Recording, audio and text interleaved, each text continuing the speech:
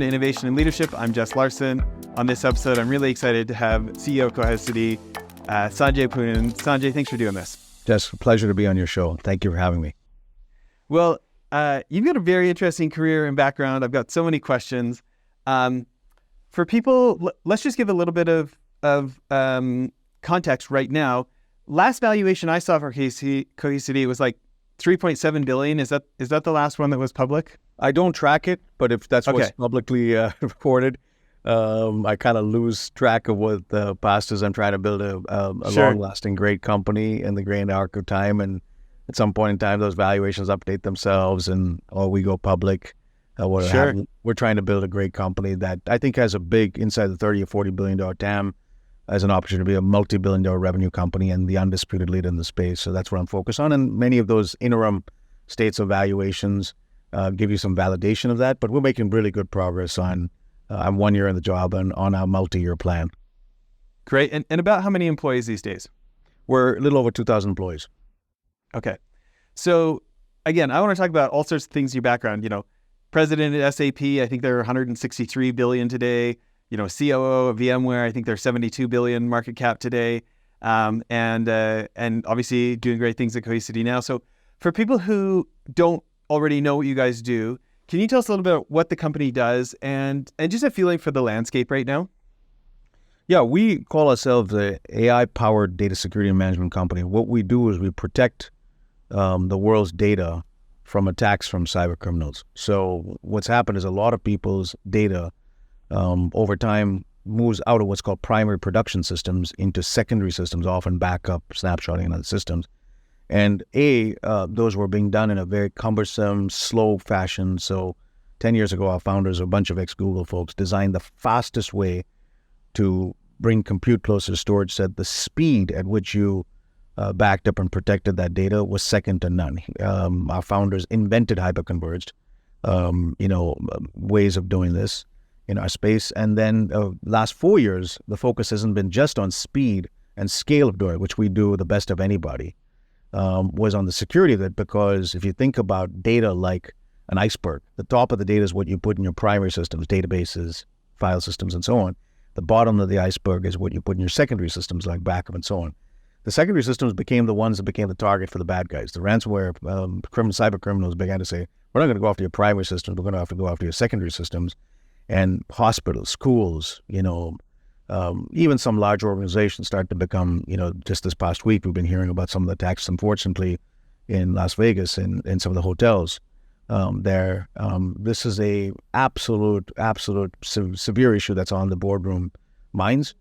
And I think in the future, there's going to be some incredible things also in AI. So this junction of kind of being able to manage this data better, everyone else in a multi-cloud fashion, being able to secure this from the bad guys and then provide insights into this from an AI perspective. That's if I could use a sort of Winter Olympics example, that's the triple axle of what we focus on: multi-cloud, security, and AI. Yeah.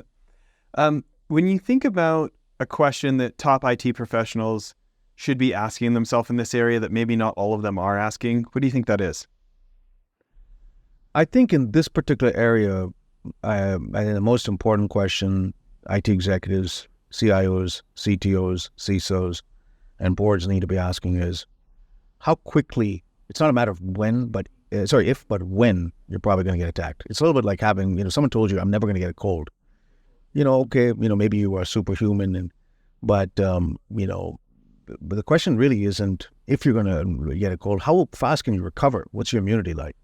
So I think as much as prevention and detection technologies were built for security, and many of them are very good, they're all partners, Palo Alto, CrowdStrike, for, firewalls, for endpoint security. I'm on the board of a company called Sneak that's doing one incredible work with developer and application security.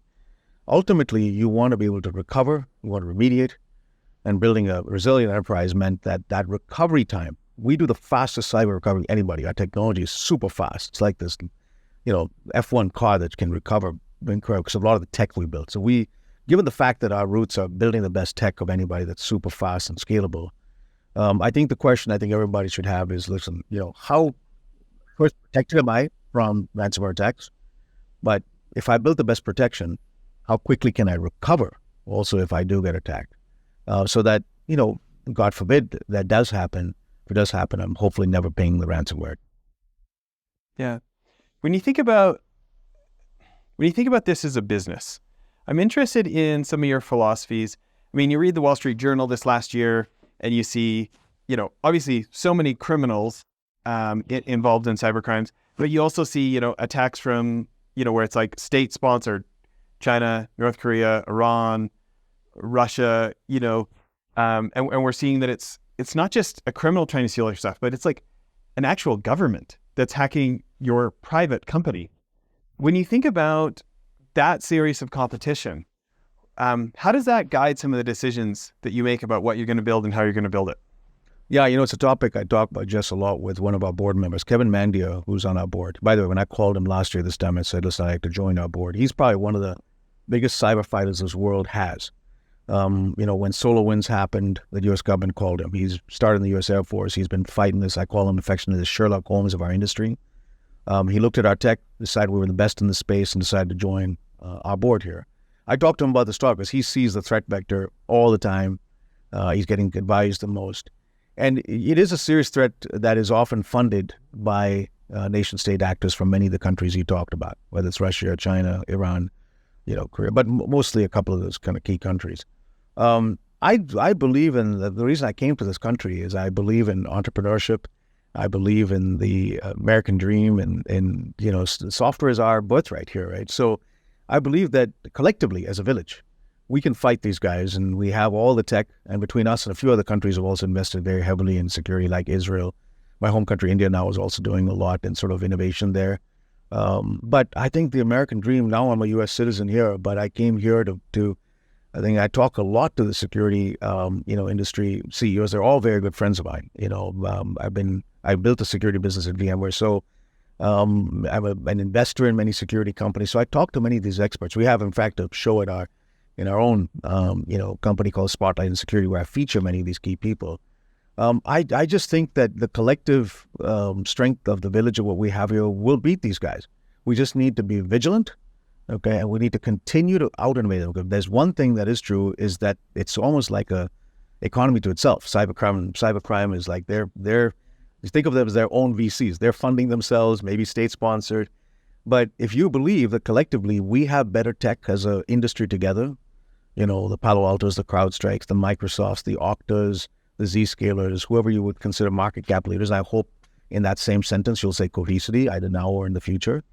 In our sphere of what we do, we collectively, all of us CEOs together and our two firms can beat them. And then there's a huge crop. If you go to RSA, I think the last time I checked, there's like 5,000 companies in security. So we all have to look at this and say, listen, our job as a collective village is we're going to beat these bad guys. And we're going to learn every time we get attacked, and it's never going to happen again. And then we're going to build, absolutely, we can talk about this, some basic principles of cyber hygiene. One of the things I think is really important. It's a little bit like, fighting the bad guys is like fighting a disease. We learned a lot about this virus during COVID as to how to fight it, whether it's CDC, World Health Organization, various different hospitals, and doctors showed up. I mean, cybersecurity leaders are like doctors. We've got to help the organization. But what we also got good at were elements of of hygiene, okay, and how we did some of these things better. There are some basic principles of cyber hygiene that every employee of every company should learn. For example, everyone, including my dad and mom, need to learn what is a second factor of authentication, multi-factor authentication. Don't make your password obviously something very easy, like your middle name or your last name or ABCXYZ123. Make it a cryptic password, but then change it and have a second factor, a token that comes to your phone that prompts you, and you can explain that to your dad and mom. Why do you want a two-factor? Because your phone's with you, no one can copy that. Or maybe your second factor is your fingerprint or your retina scan. I mean, if you wanted to, replicate me, you'd have to cut my thumb off and pluck my eye out. You can't do either. You can't do both those. So those are the things you need to educate the commonplace person. I talk about your mother or father. If you can explain it to your mom and dad, and there's many other things like encrypt your data. Don't, change your passwords regularly, but segment your applications.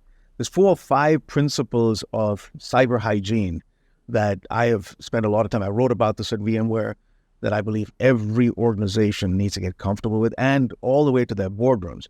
Are we practicing that? There needs to be in the audit committees. I'm on the board of Philips. I'm on the audit committee there. We need to have a regular discussion about cybersecurity and the cyber threat. And of course, take things very seriously if any company does encompass a threat themselves. Well, I had a new product idea for you, and I won't be offended if you don't build this. But as you're talking, I'm thinking about a friend of mine, George Brooks. They make high-end apps for like the biggest management consulting firms in the world, stuff like that. Well, for fun, they build apps just on the team sometimes. And so somebody on the team built an app of like, it's just a reminder when your plant needs to be watered. Oh, you have this kind of plant and this kind of, it's just like the app, like, oh, this plant of yours needs to be watered today. Or it's like a very, very basic, but it's like hygiene for your plants in your house. And it like, I think they got like 30,000 signups in the first week or something crazy like this. Because it's like, oh yeah, I keep forgetting to do that.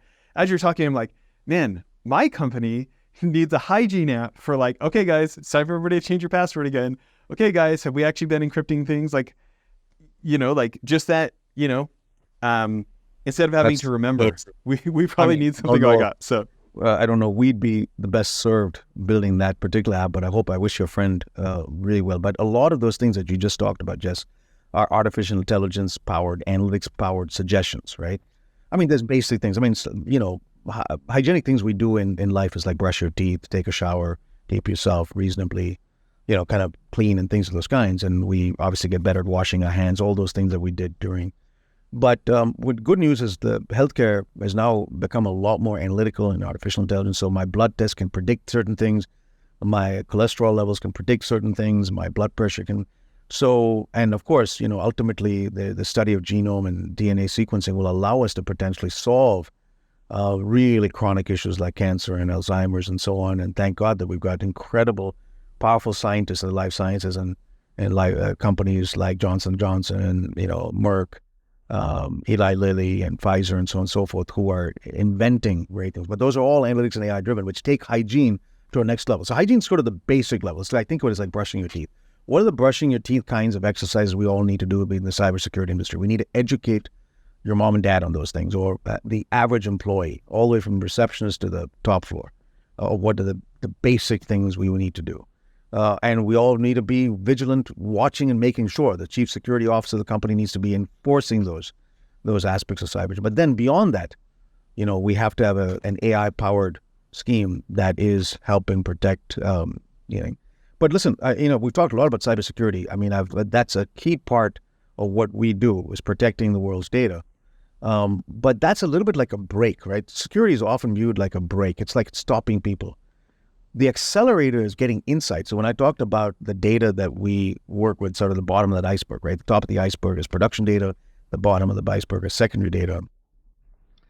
You can protect it all you want, but then what's the point in just having it being data in the bottom of the iceberg that's sort of feeling like, a vault of your information in your garage if you can't get insights into it? It's actually all your historical data. We want to use AI to get insights into it to help you better manage your business. That's the gas pedal. So, the accelerator of your car. So when you can balance the brake and the accelerator of your car, you get magic, right? And that's the AI part of what we're doing is not just protecting you. Yeah, I think a good example of that would be, in our world, again, imagine that a large bank or a retailer or a medical records place or a hospital, backs up all their historical data. And if you're a bank, you're constantly asking yourself, hey, something happened 10 years ago. So example, I'm the current chief security officer of a bank. And 10 years ago, my predecessor, I wasn't there at the time, but my predecessor was examining a security breach that was that the bank had faced and wrote a bunch of documents or emails about that topic.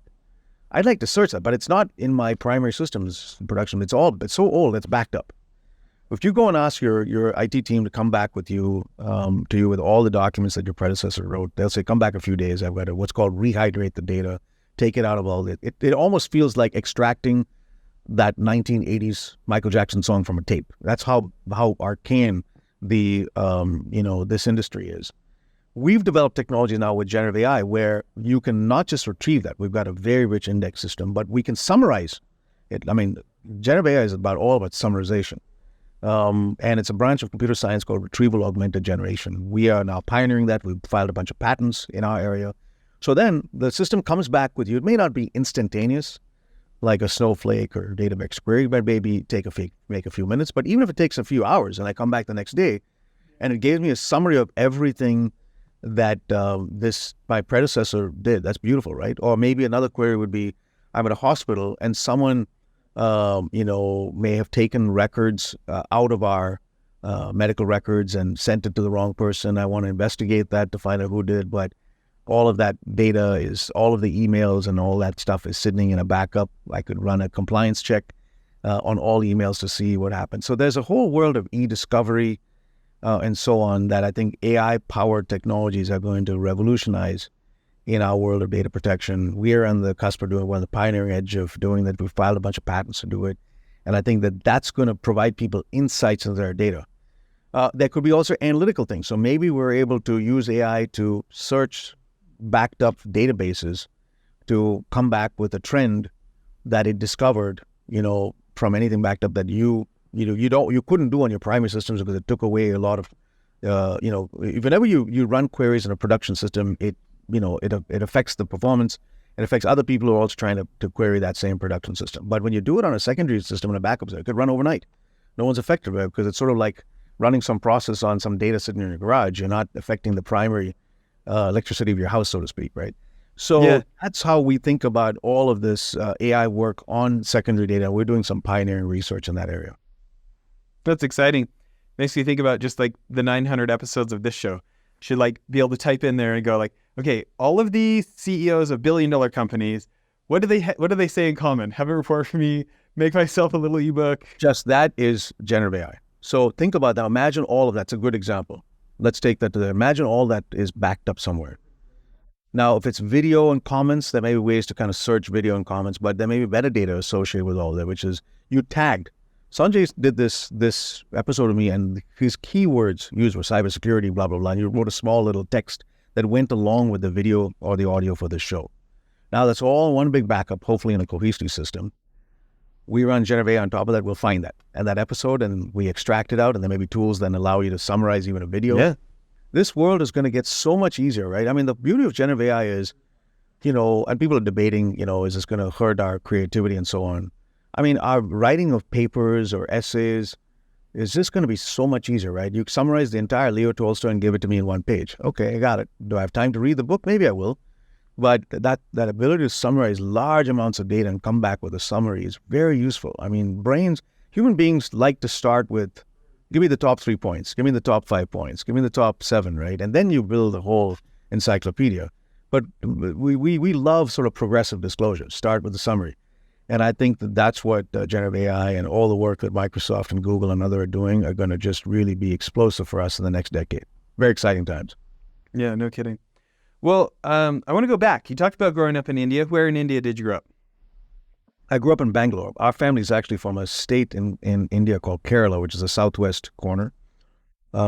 People from that state are called Malayali. I'm from there, but I grew up in Bangalore. My dad was in the Navy for many years and then left the Navy to, get involved in missions work and planting churches. My mom was a doctor. Actually also worked in actually a leprosy mission hospital for many years. So wow. I've been the child of parents who really have given their life to serve people for the many decades that they've been in India. I'm the oldest of 4 boys and, came to this country on a scholarship. I would call ourselves middle class to lower middle class in India. So we were certainly poor by American standards. And the only reason I came to this country was one fine university decided to give me a scholarship to come to college here in the 1980s. Where was that? That was Dartmouth College. So I'd applied. Oh. I was going to go to the technical institute in India. It's called IIT. I'd gotten there to study electrical engineering. One of my uncles lives here, and my uncle and aunt has said, hey, there's a few universities in the mid to late 1980s that were offering scholarships to international students, very few of them. Apply, and, if your grades are good on the SATs and achievement tests, and, you've got a good essay and so on and so forth. So I did, and I applied to MIT, which was probably my top choice because it was the IIT equivalent here. I didn't get in there, and I got into Dartmouth, but Dartmouth had a remarkable computer science program. I mean, the language basic, John Kemeny, I'd say time-sharing computing, first email in dorms, personal computers like Macs. They're some of the first things that were done actually while I was there in the 80s were when all of that was exploding. But I had no idea where they were. I'd never been to Hanover, New Hampshire. I was going to be coming 10,000 miles away from my home. So it was a absolute culture shock and a kind of a homesick experience. It was a tough first year for me at Dartmouth when I joined there.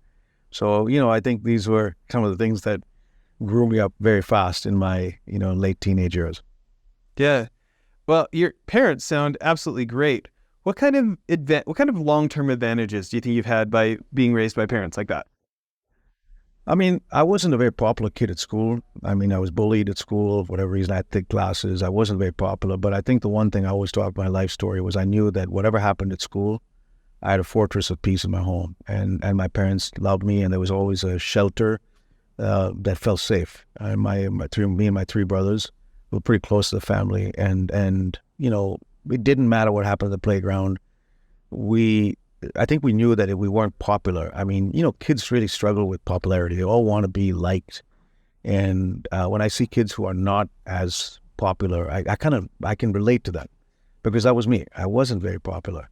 But I knew that my parents loved me, and that gave me a shelter that protected me. And I think that that's what we need to do for our society, is to make sure that it's hard in the first 18 years of kids' life, right? They go through things that adults ultimately can deal with, but especially bullying, loneliness, psychological safety, pressure has just gone up for, academic or athletic or other success. We have to provide the support network. And when you can do it, not just yourself, but with a family of friends that are around you, because it takes a village often to raise a family.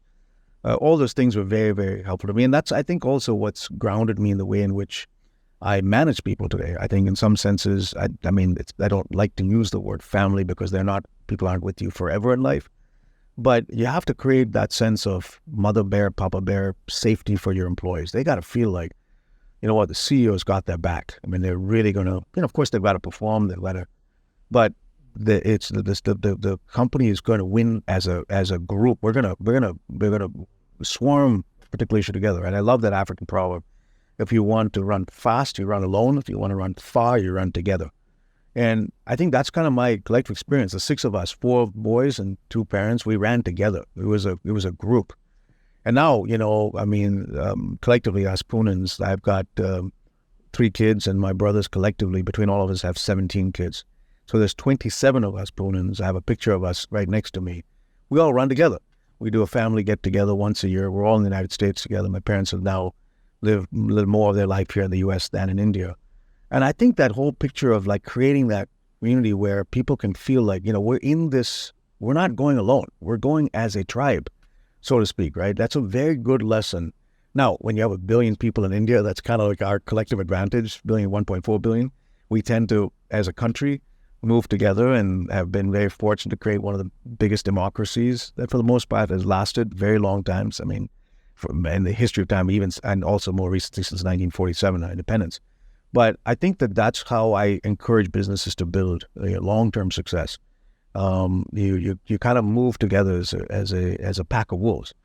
And I think when you do that inside sort of the safety of your home and then can collectively bring that experience to work, you build a great company. I love it.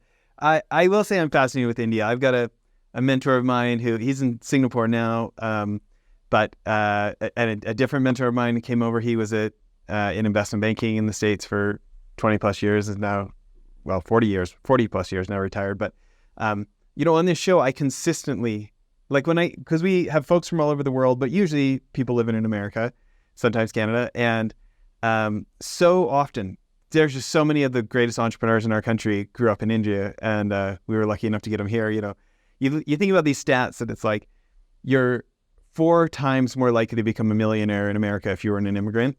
And, I'm an American citizen born abroad. I grew up in Canada. Oh, did you? And so I'm hoping some of that counts, even though I don't know if I really count as an immigrant, right?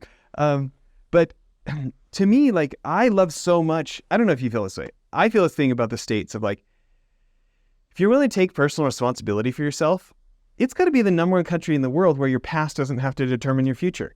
For sure. I just think it's so optimistic. Tell me this, what's one of the advantages that you feel like you've had in business because of growing up in India? I mean, I think, when I was on CNBC many years ago, Jim Cramer asked me a variant of that same question. Would the 18-year-old Sanjay of today still come to the U.S.? And I answered it this way, Jess. Software is our birthright. I came here because of the computer industry and the software tech industry, and I hope the 18-year-old Sanjay of today would, because this country is an amazing country. If you work hard, and certainly there's other industries outside of tech that are also successful. The medical industry has many immigrants who've also been successful, biotech, Real estate. banking, and so on and so forth, financial services. But in tech particularly, if you're willing to work hard, and there's an egalitarian element, there's 3 or 4 million Indians, Americans now, I think, or maybe a little higher than that. So we're still a minority in this country, 1% maybe of the country's population. And many of us, we try to help each other. I'm across the, here in my office, I look across and I see Adobe, Shantanu Narayan, there's a good friend of mine, been a mentor of mine. He blazed the way. He was one of the first Indian American CEOs of a major brand. Satya Nadella, many of these folks, Thomas Curran, CEO of Google Cloud. We all kind of talk a lot. And I'm grateful for many of these folks who've gone ahead in blazing the trail to allow other Indian Americans to be not just thought of just as engineers. I think when I came here, many of us were viewed as very good engineers, but not necessarily, people could run a business. And now I think there's more respect for that too. And I think the difference perhaps that we can bring in our culture, I would say, if you look at Satya Nadella and some of those folks, it's a Gandhian style of management. It's a more, not a command and control, thump the table and, my way or the highway. It's more empathetic or growth mindset. You're seeking to be a learner rather than a know-it-all, like a learn-it-all rather than a know-it-all. And that mindset, I think, can go a longer way. Of course, we're very driven. We want to create a high-performance culture. But when you can actually do that empathetically, I think because of our upbringing, we're naturally diplomatic, peaceful people. Of course, I'm sure all of us at times will lose our cool and so on and so forth. But I think that sort of general pattern style of management is over. Those days are over. If you're thumping the table, throwing things at people and shouting at people, cussing them out, people have choices where they can work. Now, it doesn't mean that you shouldn't have a high-performance culture, but if you can do that both in a way where you're inspecting and inspiring, right, people at the same time, I think you can build a very special. I mean, it's the same with politicians. If you want to be a leader that's remembered for years, and you want to be a Nelson Mandela or a Mahatma Gandhi or a Mother Teresa or a Martin Luther King, you have high standards for your organization and for whatever, but you're constantly looking to inspire. And to me, the leaders who can have that sort of combination of high performance culture, but also highly inspirational culture, create, I think a winning, and there's many, many great leaders that I learned from. Yeah, that's so great. I want to change subjects again. You think about what an interest there is in entrepreneurship these days, say, compared to 20 or 30 years ago, right? And there's so many folks interested in getting to the $1 billion plus level. And then there's so many of the folks that I get on this show who are now interested in getting the $10 billion plus level or beyond. And, president at $160 billion SAP, chief operating officer at $72 billion VMware, like you've played in these different levels. In your mind, when you think about going from billion to multi-billion or from multi-billion to tens of billions, what do you think are the most important principles? Or let's just start with one of them. I think you have to have a vision. I mean, there's this proverb where there's no vision, people perish. I think you have to really have a vision of where, I did not put VMware on the map, Diane Green did, but when I got there, it was about 4 billion, and all of us together, wasn't just me.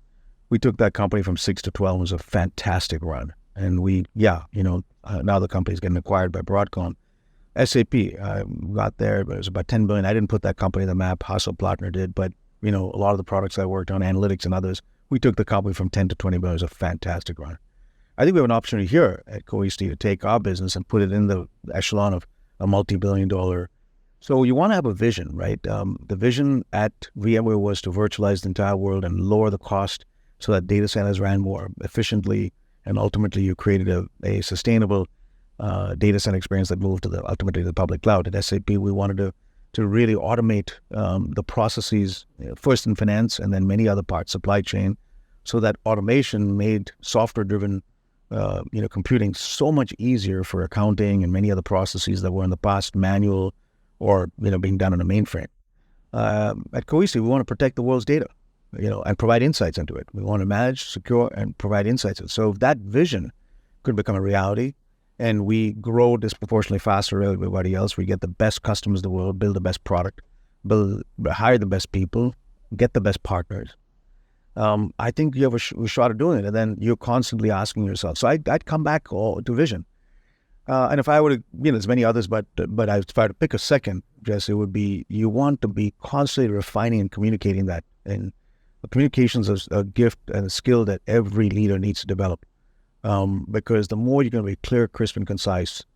I love this story about Abraham Lincoln. He was asked once by a reporter, "How long does it take you to prepare, sir, for a 5-minute speech?" He said 5 days, and the reporter was stunned. He said, "Okay, how long does it take you to prepare for a 15-minute speech?" President Lincoln said 2 days. Then the reporter was really stunned. "How long does it take you, sir, to prepare for a 45-minute speech?" And Lincoln said, "I'm ready now." So I think the more concise you have to be in your spoken word or in your written word, the more you got to prepare. And it's a lot like a politician who's really refined their stump speech. I find it to be extremely gratifying to have people around you, it's your customers, your employees, your partners, who are helping you refine that talk track. I spend a lot of time, especially as it relates to Cohesity, and what are the key points that were different, testing it out, asking feedback from next week we have a customer advisory board. What I'm going to share with them, I've been testing for months leading up to that. And there's some folks who are just so good at it. Of course, the politicians, whether it's Ronald Reagan or Obama, who did this very well on the public stage. But CEOs today, I see that with Satya Nadella, I see that with Mark Benioff. They have a vision that's very clear. It's not that when you see them at, like last week was Dreamforce, which was Salesforce's big conference. Mark Benioff usually gives the opening keynote. Many of his comments there are not, he didn't think about it the night before or the week before. He's been testing those for months leading up to that with various different customer settings, and he then has a big idea, okay, that he then shares. Bill McDermott's very good at doing that. He was my boss for many years at SAP. So I learned a lot from those brilliant communicators of how do you take that vision then, and a good vision just sort of hold up in a bottle. It makes no difference if you can't communicate it. And we have to get better and better at communicating it so that my goal is that every employee of our 2,000 community needs to be able to communicate. They don't have to do it as well as me. Some may hopefully do it better than me, but they'll need to understand it. And if put in a corner in a cocktail party, they're able to say the 5-minute story of what we do and why we are different. Differentiation is really important. If you can't answer 3 questions, why buy, why Cohesity, why now, okay, you'll not be relevant in your conversation with customers. So I emphasize to everybody who's facing a customer, you have to answer those questions again and again and again.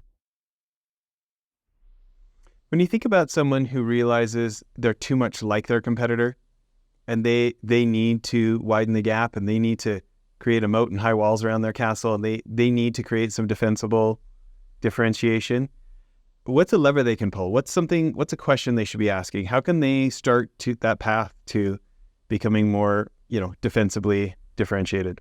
I teach a leadership class here. I've done this for 20 years, called Leadership Now. And I'm trying to put all of my several hundred managers at the company through that curriculum. I've probably put 2,000 people through that over the course of my 20 years, which it's a teaching and learning. Far be it from me to say I'm as much teaching and learning. But one of the things I make them all watch is the iPhone launch by Steve Jobs. Okay, I've got a 6-minute extract of that, probably one of the best launches of all time. And you get in a small lens into this incredible innovator, probably the best innovator of all time, and how he thought constantly about leapfrog. He keeps saying leapfrog, leapfrog, leapfrog. They weren't the first phone. BlackBerry was out there. But he was constantly asking himself, what are we going to do that's a leapfrog? And until we do a leapfrog that's 10x better, 100x better, we're not going to be content. So I encourage people to ask yourself, listen, if you think long and deep and hard, there are aspects of what you can do that's 10x better. Absolutely. If not, you're not yet, go back to the drawing board and don't ship until you know, and test it out, refine yourself, go talk to customers. And I think when you push yourself, you can find it may not always be 10x better, but if you can get something that's 2 or 3x better, find your differentiation and then hone it. and get customers to validate that they are better because of this. And then, of course, over time, when you get big, the biggest challenge you have is you start becoming a little bit like a dinosaur, and then some small company comes and says, no, we're better. This is the beauty of American entrepreneurship, right?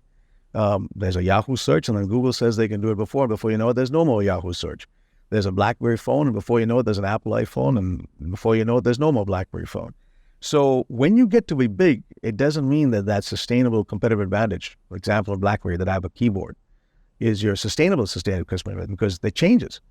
So you have to be constantly watching out for that company behind your back that's coming to take your spot.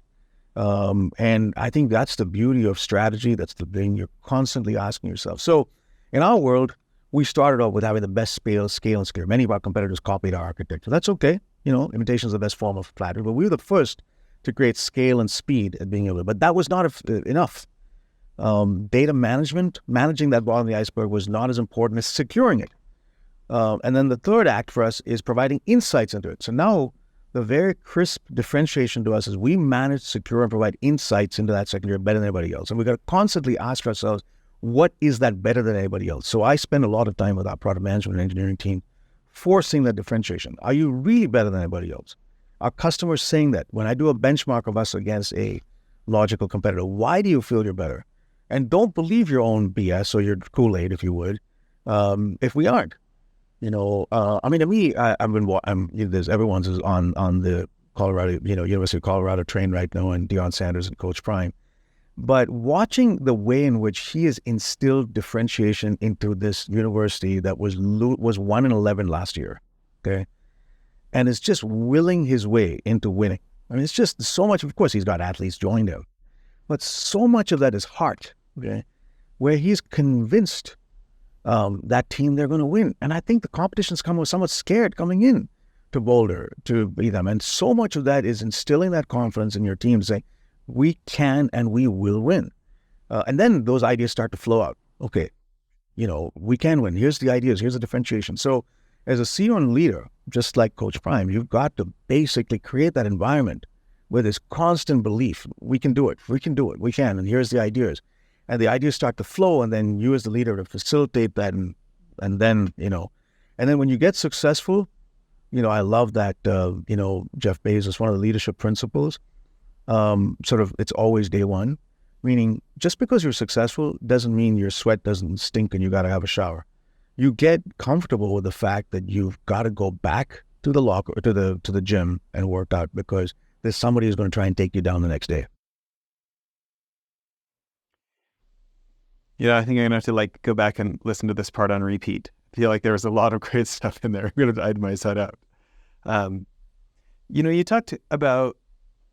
You've talked so much about, vision and belief and communication and these kind of things. I want to talk about the idea of getting the word out, because there's something magical about product market fit and having something that is truly differentiated. It's different and awesome and defensible. I mean, that's great, right? But then if nobody finds out about it, or nobody believes that, the general market doesn't believe that, it doesn't do you that much good. And so, you talked about doing shows. I've watched you on making YouTube videos. You're obviously here today doing this. You talked about Mark Benioff and Dreamforce.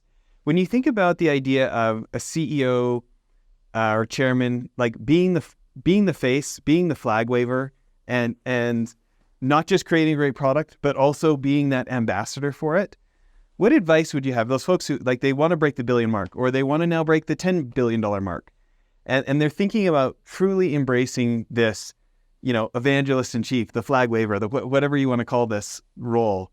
What kind of principles, what kind of advice would you have for them? First thing I would say, get rid of your desire to be a billion or 10 billion. Let that come to you. I think so many people are obsessed with, I got to be. Okay, market leader. You want to be right? You want to be the category king. Yeah, category leader. And you're willing to be the face of the company to become that category king. Yeah. So first off, let the valuation come to you. I when you ask me openly, what's the value? It's I don't know, don't care, but I do. In the long term, I do care, because I want the share price of this company to be great. So let's put that on the side for a second. Category leader, visionary, the category, highest in revenue, best in product. I think, listen, every leader has to, I talked about vision and communication of that. Those are skills you can perfect. I'm never going to be as big a visionary, great a visionary as Steve Jobs, but he's my iconic, someone I admire. I want to learn. How did he do it? What was so special? What were the choices he made? And some of that, if I can be at 10% of Steve Jobs in my role as an innovator and a visionary, gosh, I'd probably do an incredible job at Cohesity. Only 10% of that shadow falls on me. Communication, I watch a lot of great communication. Now, my dad's an incredible communicator, so I have a little bit of a gift that came from him. But, man, I watch great politicians. I watch a lot of speeches, and I'm a student of what they do to get the message across, whether it was Reagan, whether it was Obama, whether it was some of the leaders in different countries. I watch great business people, and you may not agree with their politics, but they have a way of politicians have a way of getting a point across. Great business leaders have a way of getting their point across. They're passionate, and you watch and you learn, you take notes. And then when you finally get on that stage to give your first speech, whether it's to 10 people, 100 people, 10,000 people, or 1 million people, you get feedback. Hey, how did I do? Was I long-winded here? So Michael Thacker, who, was on the call, our comms team, he'll give me feedback on this, Jess, like, hey, Sanjay, you were good. And you should be willing to take critique. And over time, many of the best communications people in my life for the last 20 years have given me critique. They are as much a contributor to my success in being able to communicate a message as I am, because when I first got in front of a camera, whether it was on broadcast TV or so on 20 years ago, I was probably not as polished as maybe I am today. And even today, I'm trying to learn. Yeah. So I think in doing that, in communicating that vision, you get better and better at doing that. But then, it isn't just talk. I mean, a lot of people just talk, but then they don't have substance behind that. You got to go back to the thing that makes you special. If it's a product company, you're going back to ask yourself, how can you 10x innovate? If it's a customer-centric, I use this example of Southwest Airlines versus Apple. Southwest Airlines differentiates not the product. Okay, yes, I mean, but it's customer service, it's operational excellence. It's 737. The product, like the seats are not, they're going to give you peanuts in the plane. So it's the product is not different. Apple, it's the product. Both can be successful, or the companies in a long arc of time, because one focused on operational excellence and customer satisfaction, the other focused on innovation. So you pick, I think there's usually 3 vectors of what you can be good at. You can be a product innovator, you could be an operationally excellent company, or you could be very customer intimate. Usually those 3. There could be others too. You may not get all 3 right, but you got to get at least 2 out of those 3 right. In our world, we're going to be the best at product innovation and the best at customer obsession. Okay, our operational excellence, I'm actually working on getting it better. Okay, I wouldn't give us a plus on the operational excellence piece, but we're improving. But I think those other 2 we're good at, and we got to keep getting good at, and then shore up the other part if it's not. So, just those are some of the things that I've used both in my 20 years between SAP and VMware, and now trying to apply it here at Cohesity. And then you stay humble and hungry, right? I mean, I'm a year into my job. I've got high standards for myself. Some things have been great. Some things have been not so good. But overall, I feel we're making progress to a multi-year vision to be the category leader in our space. And then the valuations, all those things naturally come.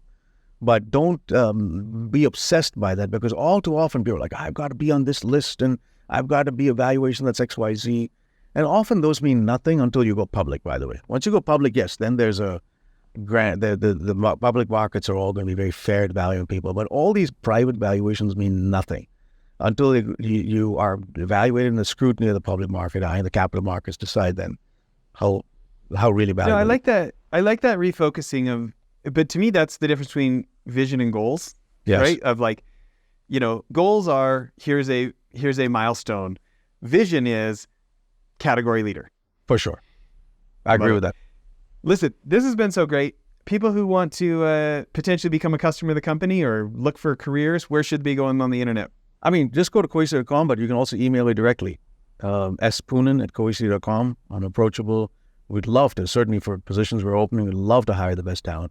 Certainly if you're a customer looking at this, love to talk to you. I try to be very responsive within 24 hours to any customer prospect. We are doing some phenomenal things. We're already, I think, emerging as the category leader, but there are competitions, and I consider our competitors worthy competitors. My style is never to badmouth our competition. They're good products. I have to show our customers why we're 10x better. So if you're a customer prospect listening in on this, this podcast, we'd love to deal with you. And then, of course, if you're partners in the ecosystem, there's a complete stakeholder map Employees, it starts by employees. That's the number one constituent. But then customers, partners, shareholders, all of that constituents, we want to make sure that you're delighted with your experience with Cohesity. Yeah, that's awesome. Well, we're just going to have you come back on next year and give us an update. I'd be happy to do it, Jess. Thank you for having me. Yeah. Bye, everyone.